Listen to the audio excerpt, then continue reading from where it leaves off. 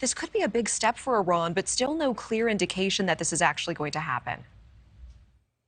Yeah, I mean, if this is real, Natasha, it's a big step. But that's, really the big question at this point. It would be the first major concession that the Iranian government has given to these protesters after months of demonstrations.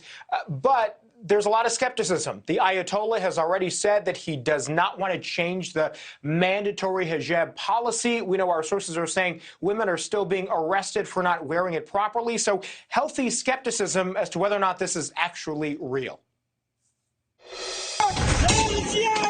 As more protests are set in motion in Iran, mixed signals over whether the government has suspended its so-called morality police responsible for the death of Mahsa Amini, which sparked the months-long demonstrations against the Islamic regime. In response to a question, Jafar Montazeri, Iran's top prosecutor, said of the morality police, quote, "It was abolished by those who created it. But of course, the judiciary will continue to watch over behavioral actions in the society." But no official word from the government on a policy change. The news is being met with skepticism among Iranian media and protest leaders.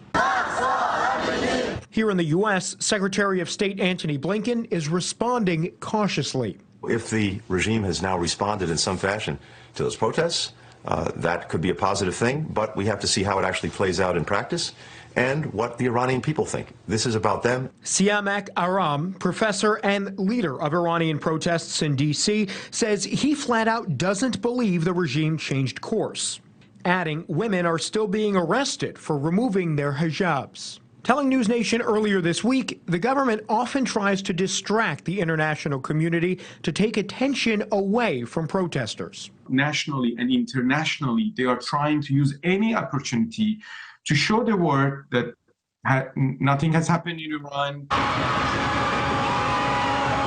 Aram argued the World Cup was just one example. He says many Iranians cheered against their own national team, fearful the regime would use the team to deflect and distract from protesters' grievances. Aram says there have been protest movements in Iran before, but this one feels different. There is no end until the change of this regime. People in Iran, they are looking for a better life, to have a democratic government and also freedom. So we don't have any of them right now in Iran.